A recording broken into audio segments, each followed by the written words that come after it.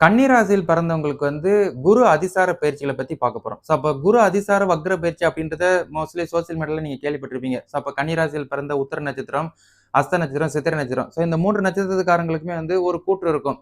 கிரக நிலைகள்லாம் மாறிக்கிட்டே இருக்குது. ஒரு பெரிய கிரகங்கள் மாறிச்சுனா நமக்கு ஏதாவது ஒரு சில நல்ல விஷயங்கள் நடக்குமா? இல்ல அகைன்ஸ்ட்டா இருக்குமா? இல்ல ஏதாவது வந்து சாதகமா வருமா? அப்படின்ற ஒரு கூற்று இருந்துட்டே இருக்கும். அப்ப உங்களோட ராசிக்கு தான் இப்போதைக்கு பலன்கள் போப்போது. இது வந்து உங்களோட ஜனன ஜாதகத்து கிடையாது.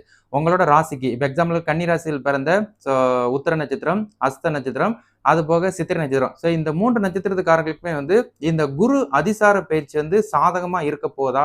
இல்ல பாதகமா இருக்க போதா? அப்படின்ற ஒரு கேள்வி இருந்துகிட்டே இருக்கும். அப்ப குரு வந்து ராசிக்கு 10ல இதுவரைக்கும் வந்து ராசிக்கு 10ல வந்து அவர் வந்து உங்களோட தொழில் ஸ்தானத்துல இருந்தார் மிதுன வீட்ல.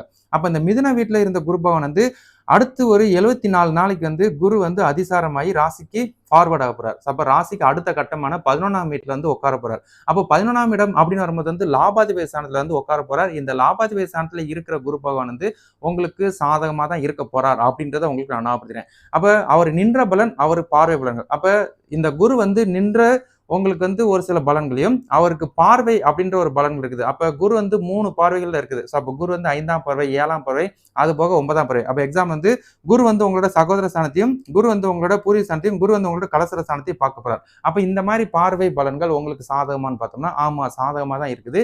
அடுத்த 2 மாசத்துக்கு 2 1/2 மாசத்துக்கு வந்து கன்சிடர். அப்ப 74 நாள். அப்ப ஒரு மாசம் 30, 60, 90, இதுல வந்து 15 கழிச்சுக்கிட்டா 74. இந்த 74 நாளுக்கு வந்து பலன்கள் உங்களுக்கு சாதகமா இருக்கும்.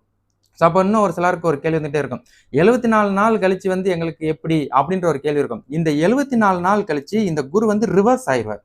அப்ப ரிவர்ஸ்னா மறுபடியும் பின்னோக்கி அந்த மிதுன வீட்டிலேயே போயிட்டு தொழில் ஸ்தானத்துல வந்து உட்காந்துருவார். அப்ப அது வந்து உங்களுக்கு மறுபடியும் ஒரு பின்னடைவா இருக்கும். அப்ப இந்த மாதிரி நிகழ்வு வந்து மோஸ்ட்லி வந்து 12 வருஷத்துக்கு ஒருக்க நடக்கும். அப்ப இதுல வந்து உங்களுக்கு அதிசாரம் வந்து அட்வான்ஸா நடக்கிறதா ஒரு சிறப்பு. அப்ப குரு வந்து உச்சம் பெறுறார். அப்ப லாபாதிபதி ஸ்தானத்துல. அப்ப லாபாதிபதி ஸ்தானத்துல குரு உச்சம் பெறுறார் அப்படிங்கும்போது வந்து இந்த கன்னிராசிக்காரங்களுக்கு வந்து அதிர்ஷ்டம் எனக்கு இருக்குமா? லக் ஏதாவது இருக்குமா? அப்படின்ற ஒரு கூற்று வந்துட்டே இருக்கும் பாத்தீங்களா?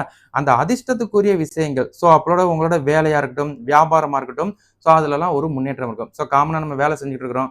அதை வந்து படிச்சுக்கிட்டு இருக்கிறோம் அப்படின்னா, அதுக்கெல்லாம் வந்து ஒரு இம்ப்ரூவ்மெண்ட் இருக்கும். அப்ப படிக்கிற பசங்களுக்கு ஒரு முன்னேற்றம், வேலை செய்றவங்களுக்கு ஒரு முன்னேற்றம், அதுபோக வியாபாரம் செய்றவங்களுக்கு ஒரு முன்னேற்றம் உங்களுக்கு காமனாவே இருக்கும்.